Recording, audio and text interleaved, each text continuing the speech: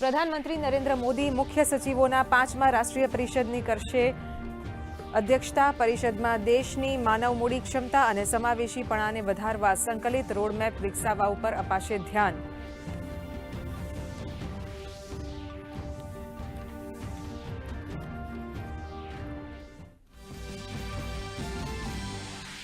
મુખ્યમંત્રી ભૂપેન્દ્ર પટેલનો જોવા મળ્યો હળવો મિજાજ।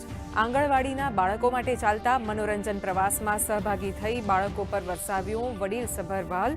પ્રત્યેક મહિનામાં 2 વખત વિભિન્ન વિધાનસભા ક્ષેત્રોની આંગણવાડીના બાળકો માટે યોજવામાં આવે છે મનોરંજન પ્રવાસ।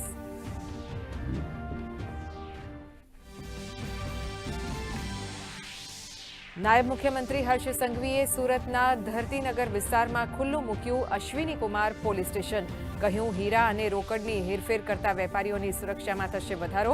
તો સુરત શહેરમાં પોલીસ આવાસોનું પણ કર્યું લોકાર્પણ।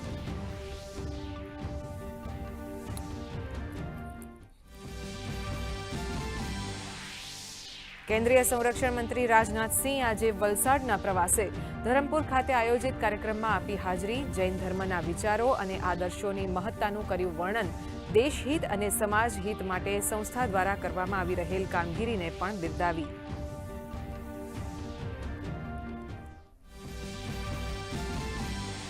રાજ્યના વિકાસમાં મહેસૂલ વિભાગ મહત્વપૂર્ણ ભૂમિકા ભજવે છે।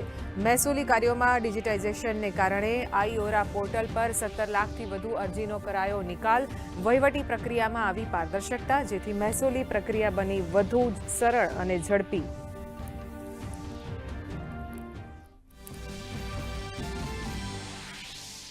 આગામી 31મી ડિસેમ્બરની ઉજવણીને પગલે રાજ્ય પોલીસ એક્શનમાં। અમદાવાદ, વડોદરા સહિત અનેક સ્થળોએ પોલીસનું સઘન ચેકિંગ। તો ડ્રગ્સની હેરફેર રોકવા માટે રાજકોટ પોલીસ વિશેષ તૈયારી સાથે સજ્જ।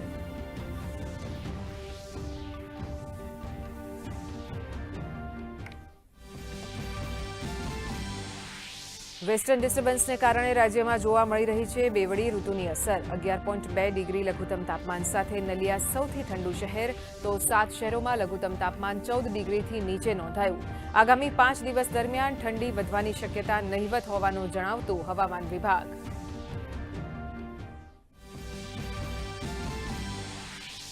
થાઇલેન્ડ, કંબોડિયાએ સરહદે ચાલી રહેલ અથડામણને ટાળવા સંઘર્ષ વિરામ અંગેની નવી સમજૂતીઓ પર કર્યા હસ્તાક્ષર। જુલાઈમાં થયેલ અથડામણ દરમિયાન કેદ કરાયેલા 18 કંબોડિયન સૈનિકોને કરાશે મુક્ત।